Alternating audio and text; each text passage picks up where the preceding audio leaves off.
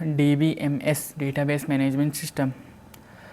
इस पे मेरे को कुछ खास वोट्स नहीं आए थे। मैं सही बताऊँ ना, मैंने एक पोल डाला था सुबह सुबह एंड उस पर लगभग 2000 लोगों ने मतलब वो किया था, क्वेश्चन में रिप्लाई किया था। 2000-3000 लोगों ने रिप्लाई किया था कि कौन से सब्जेक्ट के लिए वीडियोस बनानी है। तो उसमें बहुत सारे लोगों ने digital system, electronic magnetics and बहुत सारे सब्जेक्ट्स हैं उनके लिए पूछा था। लेकिन DBMS के लिए 220 लोगों ने समथिंग डाला था। लेकिन मेरे को लगा कि ये सब्जेक्ट बहुत इंपॉर्टेंट है, बहुत सारे लोगों को ज़रूरत होगी इसलिए मैंने सोचा कि फटाफट इस पर एक वीडियो बना देते हैं। एंड ईजी सब्जेक्ट है, ठीक है, बहुत ईजी है।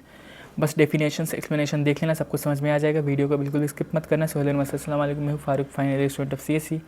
एंड चलिए शुरू करते हैं विदाउट वेस्टिंग एनी टाइम। सबसे पहले बात करें ये क्वेश्चन 1 की। देखो मैं तुमको 8 क्वेश्चंस दूंगा एंड मैं तुमको हर वीडियो में बोलता ही हूँ वैसे भी, लेकिन यहाँ पे स्पेशली बोल रहा हूँ कि जो 8 क्वेश्चंस होंगे तुमको हो सकता है, बहुत हाई चांसेस है कि यहाँ से ये 8 क्वेश्चंस उठ के डायरेक्टली एग्जाम में आ जाएं। हो सकता है, क्योंकि तुम इतना माइंड में अज्यूम करके चलो कि मैं तुमको क्वेश्चन पेपर दे रहा हूँ, यहाँ से तुमको क्वेश्चन पेपर उठाने हैं, जाके एग्ज़ाम में लिख देने हैं। तुम 100% श्योरिटी लेके चलोगे, तुम्हारा 100% अच्छा ही मार्क्स आएगा, क्योंकि 95% क्वेश्चंस यहीं से आने वाले हैं, एकदम कंफर्म है, ठीक है। क्वेश्चन 1 की बात करें, क्वेश्चन 1 का ए है, एक्सप्लेन DBMS क्या होता है versus traditional file system. DBMS and file system के बीच में डिफरेंस बताना है। मैं दोनों एक्सप्लेन कर दूंगा एक एक करके, डोंट वरी, सबका एक्सप्लेनेशन अच्छे से कर दूंगा। 1 के बी की बात करें, what is keys in DBMS, super की, कैंडिडेट की, प्राइमरी की, कंपोजिट की, फॉरेन की क्या होता है। 2 के ए की बात करें, what is relational algebra. And 2 के बी की बात करें, राइट SQL क्यूरीज क्या होते हैं। देन 3 के ए की बात करें, एक्सप्लेन नॉर्मलाइजेशन क्या होता है। 3 के बी की बात करें, एक्सप्लेन फंक्शनल डिपेंडेंसी। 4 के ए की बात करें, एक्सप्लेन ER डायग्राम। एंड 4 के बी की बात करें, एक्सप्लेन ER कॉन्सेप्ट्स। 5 के ए की बात करें, explain acid properties of transactions. 5 के बी की बात करें, एक्सप्लेन कंकरेंसी कंट्रोल। 6 के ए की बात करें, एक्सप्लेन डेटाबेस रिकवरी।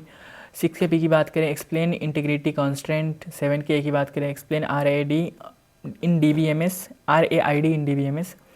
एंड 7 के बी की बात करें, explain hashing techniques in DBMS। 8th के ए की बात करें, explain DDL commands. And 8th के बी की बात करें, write short note on aggregate function SQL relational data. Then foreign key, सब छोटे छोटे पार्ट से देख लेना। इसके एक्सप्लेनेशन दे दे रहा हूँ, एक तुमको बात अभी समझा दे रहा हूँ, ठीक है। एक्सप्लेनेशंस बहुत इजी होने वाले हैं, बहुत इजी मीन्स बहुत इजी। तो वीडियो को अननेसेसरी बहुत लंबा करने से कोई मतलब नहीं है। हर एक एक्सप्लेनेशन को मैं मैक्सिमम 10 से 15 सेकंड में एक्सप्लेन कर दूंगा। एंड स्टार्टिंग में डेफिनेटली तुमको थोड़ा सा अच्छे से समझा दूंगा, DBMS क्या होता है, फाइल सिस्टम क्या होता है, मैं तुमको अच्छे से समझा दे रहा हूँ। उसके बाद मैं फटाफट समझाते जाऊँगा, समझते जाना। अगर समझ में ना आए तो फिर वीडियो को 10-15 सेकंड पीछे कर देना, फिर समझ में आ जाएगा, ठीक है। सबसे पहले ये समझाते रहा हूँ कि फाइल सिस्टम एंड DBMS होता क्या है, इसके डेफिनेशन ही तुमको दिखाते रहा हूँ, उसके बाद कुछ बात करेंगे।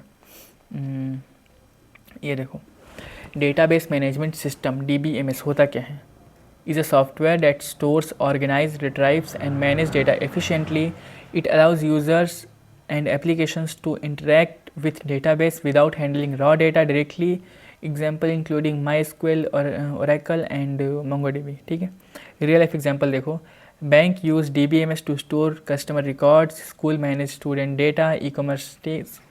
मैं इसको एक सिंपल से एग्जांपल समझाऊं तो रेलवे का एग्जांपल पकड़ लो। रेलवे, जो इंडियन रेलवे है, वहाँ पे बहुत सारा डेटा होगा, तुम्हारा मेरा सबका डेटा वहाँ पड़ा है ना, कि हम लोग का PNR नंबर क्या है, हम लोगों ने कितना ट्रैवल किया है, हम लोग का नेम क्या है, हम लोग की एज क्या है, हम लोग का आधार नंबर क्या है, सब कुछ रेलवे में पड़ा हुआ है। क्योंकि जिन लोगों ने भी रेलवे से ट्रैवल किया होगा उन लोगों ने कभी ना कभी कुछ ना कुछ डेटा तो रेलवे को दिया होगा ना, तो वहाँ पर सबका डेटा पड़ा हुआ है, ठीक है।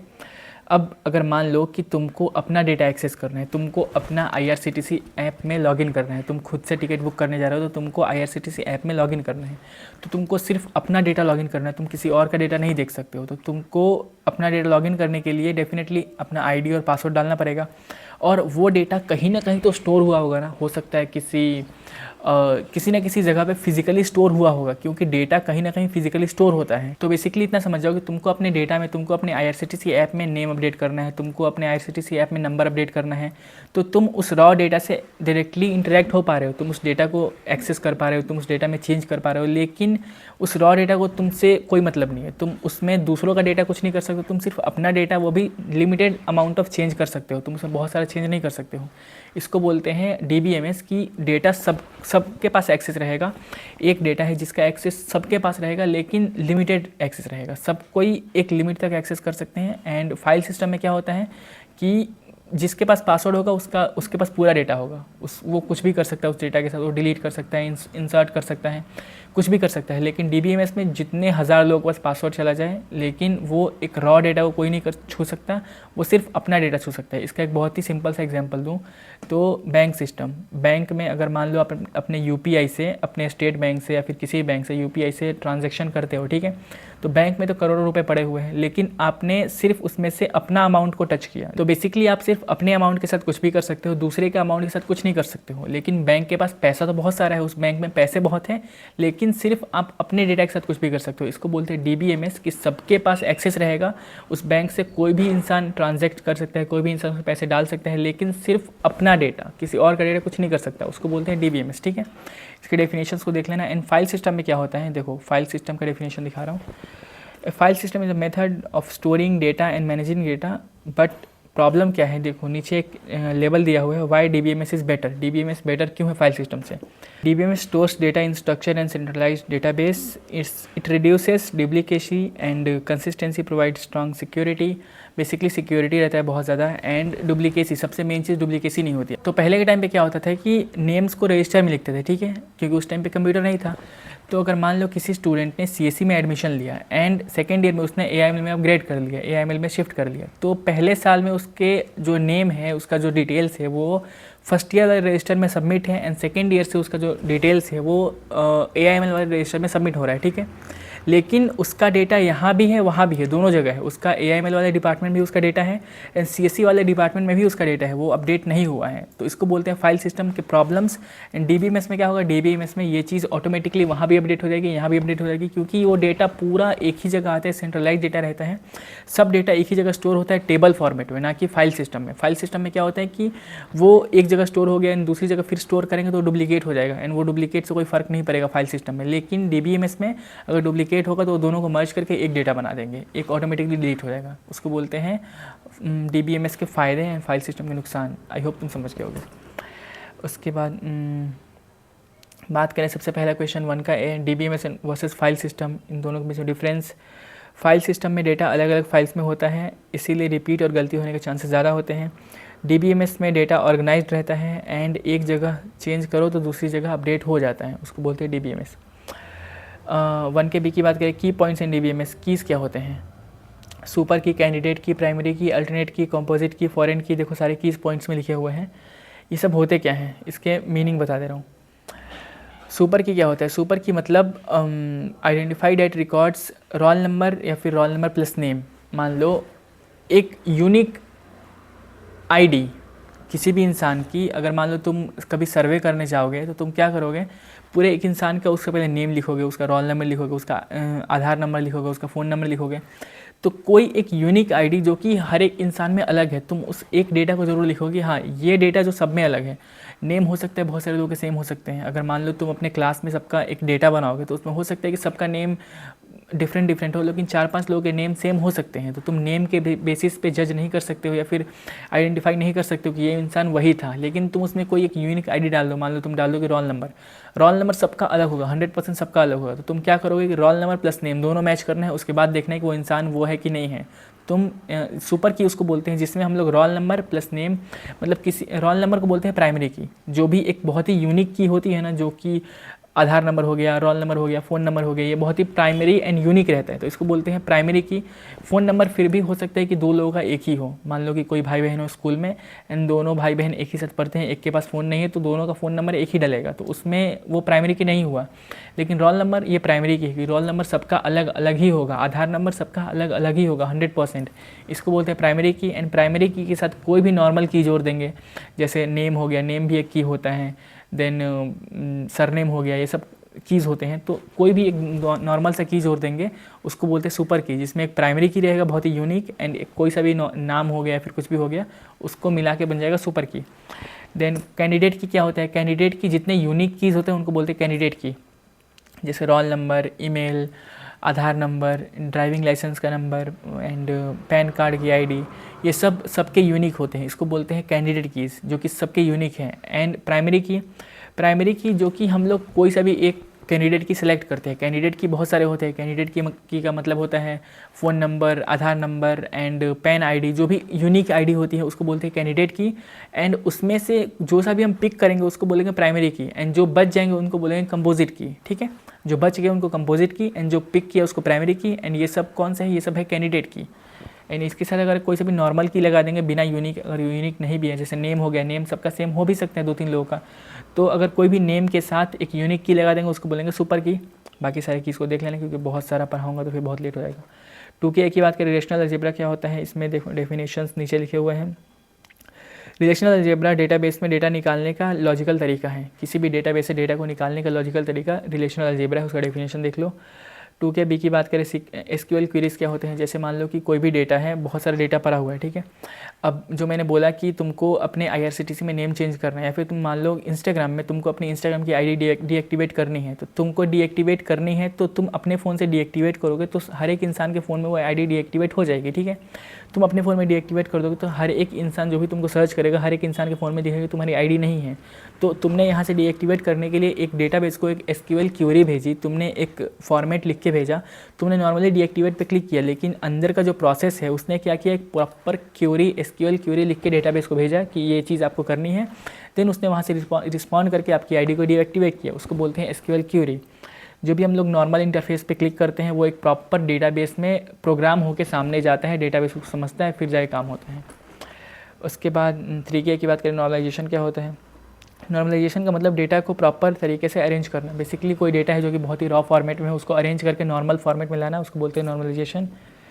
जैसे कोई डेटा बार बार रिपीट हो रहा है, मान लो कि किसी डेटा में 1 से 10 तक काउंटिंग है, ठीक है। अब मान लो 1 4 बार रिपीट हो गया तो उसको हटा के सिर्फ एक बार 1 को रखना, उसको बोलते हैं नॉर्मलाइजेशन। 3KB की बात करें, फंक्शनल डिपेंडेंसी क्या होता है। किसी एक वैल्यू से दूसरी वैल्यू पता चल जाती है, उसको बोलते हैं फंक्शनल डिपेंडेंसी। जैसे रोल नंबर से स्टूडेंट का नेम पता चल जाता है। अगर किसी स्टूडेंट का रोल नंबर तुमको पता चल जाए तो हो सकता है तुम उससे उसका रिजल्ट निकाल लो कि उसका रिजल्ट कैसा आया था, तो इसको बोलते हैं फंक्शनल डिपेंडेंसी की एक फंक्शन दूसरे फंक्शन पे डिपेंडेंट है। उसके बाद 4K की बात करें, ER डायग्राम क्या होता है। मैं थोड़ा जल्दी बता दे रहा हूँ क्योंकि बहुत लेट हो जाएगा, वीडियो बहुत लंबी हो जाएगी। ER डायग्राम डेटाबेस का ब्लूप्रिंट होता है। जो मैंने बोला कि बैंक वाला, बैंक का एक डेटा होता है बहुत सारा, IRCTC का एक डेटा होता है, इंस्टाग्राम का एक बहुत बड़ा डेटा होगा, तो उसका एक ब्लूप्रिंट बनता है जो कि एक नक्शा बोल सकते हैं, मैप बोल सकते हैं कि डेटा कैसा दिखेगा, उसको बोलते हैं ER डायग्राम। ER मैपिंग उसी का कॉन्सेप्ट है, बस देख लो इसका डेफिनेशन। एंड 5K की बात करें, एसिड प्रॉपर्टीज़ क्या होते हैं, ACID प्रॉपर्टीज़। ट्रांजैक्शन मतलब एक कंप्लीट काम जो या तो पूरा कंप्लीट होगा या फिर बिल्कुल नहीं होगा। जैसे हम लोग कभी भी ट्रांजैक्शन करते हैं, कुछ भी UPI से ट्रांजैक्शन करते हैं, तो या तो वो ट्रांजैक्शन पूरा कंप्लीट होता है या फिर वो पूरा रिफ़ंड हो जाता है हम लोगों को। मान लो तुमने कहीं पे 500 रुपये पे किए, ठीक है। कभी कभी ऐसा होता है कि वो पेंडिंग में पेमेंट चला जाता है, पेंडिंग में चला जाता है वो ना, या नहीं तो ना ही उसको। मैं सही बताऊँ, मैं बहुत इरिटेट हो गया हूँ क्योंकि 5 घंटे 4 घंटे लगातार शूट कर रहा हूँ, एंड ये लास्ट वीडियो है ना, इसलिए मेरे को थोड़ी जल्दी हो रही है। मेरे को ऊपर से रमज़ान चल रहे हैं, रोज़े चल रहे, तो बहुत देखो क्या बोल रहा था मैं, देख ही लो मैं क्या बोल रहा था। एसिड प्रॉपर्टीज़, जैसे मान लो कि तुमने किसी को 500 रुपये पे किए, ठीक है, एंड क्या हुआ कि उसके पास वो पैसे रिसीव नहीं हुए, तुम्हारे अकाउंट से भी कट गए, उसके पास रिसीव भी नहीं हुए। लेकिन ऐसा नहीं कि वो ऐसा, मतलब हमेशा ऐसा होगा। वो पैसा या तो 7 दिन 8 दिन के बाद आपको रिफ़ंड मिल जाएगा, या फिर वो उसको बाद में रिसीव हो जाएगा। वो या तो कंप्लीट होगा पूरा, या फिर पूरा ख़त्म हो जाएगा, आपको रिफ़ंड मिल जाएगा। वो कभी बीच में अटक ही नहीं सकता, कभी ना कभी या तो आपको रिफ़ंड होगा या फिर उसके पास पहुँच जाएगा। उसको बोलते हैं एसिड प्रॉपर्टीज़, ठीक है, जो कि ट्रांजैक्शन को या तो कंप्लीट करेगा या फिर पूरा रोक देगा। एंड कंकरेंसी कंट्रोल क्या होता है, जब एक ही डाटा पे मल्टीपल यूज़र्स काम करते हैं, कंकरेंसी कंट्रोल इसको बोलते हैं। जैसे मान लो आपके अकाउंट में 500 रुपये हैं, ठीक है, आपने किसी को 500 रुपये UPI से पे किए, एंड उसी टाइम पे सेम एग्जैक्ट उसी सेकंड पे, मान लो कि 4:15 पे आपने पे किया किसी को UPI से, एंड एग्जैक्टली 4:15 पे कोई आपके ATM से पैसे 500 रुपये निकाल रहा है, तो आपके अकाउंट में तो 500 ही रुपये हैं। आप ऐसा तो कर नहीं सकते कि आप 500 रुपये ट्रांसफ़र भी कर दो एंड 500 रुपये ATM से निकल भी जाए। एक सेकंड का डिफरेंस होगा ना, उसको बोलते हैं कंकरेंसी कंट्रोल। इसका मतलब बेसिकली यही होता है कि कोई भी एक डेटा पूरा कंप्लीट होगा, उसके बाद ही दूसरा ऑपरेशन परफॉर्म हो सकता है, ठीक है। उसके बाद बात करें 6K की डेटाबेस रिकवरी, बेसिकली कोई भी डेटा अगर लॉस्ट हो जाए तो उसको रिकवर कैसे करना, बैकअप कैसे करना, उसी के बारे में पढ़ना है बस।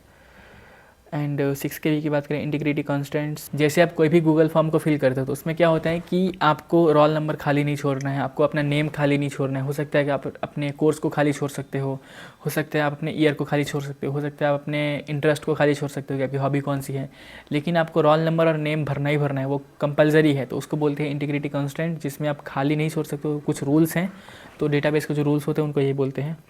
7K की बात करें, RAID क्या होता है? RAID का मतलब हार्ड डिस्क को एक सिस्टम में यूज़ करना। वैसे बेसिकली इसका एक सिंपल सा एग्जांपल दूं तो मान लो कि आप अपने कंप्यूटर में या फिर अपने फ़ोन में स्टोरेज में आपने 128 GB आपने पूरा फुल कर दिया, उसके बाद आपने एक पेन ड्राइव लगा दिया फ़ोन में, या फिर लैपटॉप में आपने एक पेन ड्राइव लगा दिया एंड उसको आपने फिर पूरा डेटा ट्रांसफ़र कर दिया उसमें, फिर वो भी फुल हो गया तो फिर आपने दूसरा पेन ड्राइव लगा दिया। तो ऐसे बहुत सारे हार्ड डिस्क को आप एक ही कंप्यूटर के अंदर यूज़ कर रहे हो, बहुत सारे हार्ड ड्राइव को आप एक ही सिस्टम में यूज़ कर रहे हो, उसको बोलते हैं RAID, ठीक है। 7KB की बात करें, हैशिंग क्या होता है? हैशिंग में की फार्मूला से कन्वर्ट करके डायरेक्ट लोकेशन मिल जाती है। बेसिकली जो मैंने वो बोला SQL क्वेरीज़ वही होता है कि अगर किसी डेटा के अंदर आपको सर्च करना है, मान लो कि आपका नेम सर्च करना है, ठीक है, नेम छोड़ो, आपने फ़ीस पे की है कि नहीं, आपको जाके रजिस्ट्रार ऑफिस में पता करना है कि आपने फ़ीस पे की है कि नहीं। तो वो क्या करेंगे, एक एक करके सबका डिटेल्स देखेंगे नहीं, आपका रोल नंबर डालेंगे या फिर आपका ब्रांच डालेंगे, आपका ईयर डालेंगे, आप कौन से सेमेस्टर में वो डालेंगे, एंड डायरेक्टली पता चल जाएगा कि आपका डेटा मिल जाएगा उनको, एंड वो समझ सकते हैं कि आपने फ़ीस पे किया है कि नहीं किया है।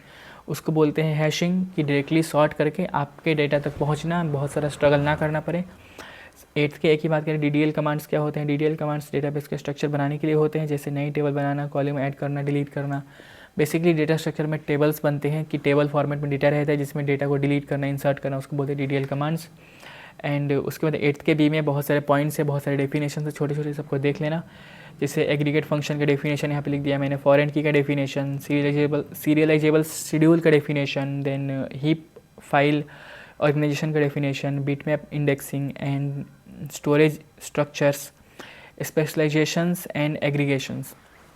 ये सब 8 पॉइंट्स से, जिनके डेफिनेशंस बस देखना है बस, और कुछ नहीं करना है। इनके बस जितने डेफिनेशन मैंने बताए इसका बस देखना है, और इसको सबसे एंड में करना है। पहले वो 7 क्वेश्चंस कर लेना, उसके बाद 8th का बी में ये 7-8 क्वेश्चंस पॉइंट्स है बस, डेफिनेशंस, इनको देख लेना, ठीक है, ख़त्म।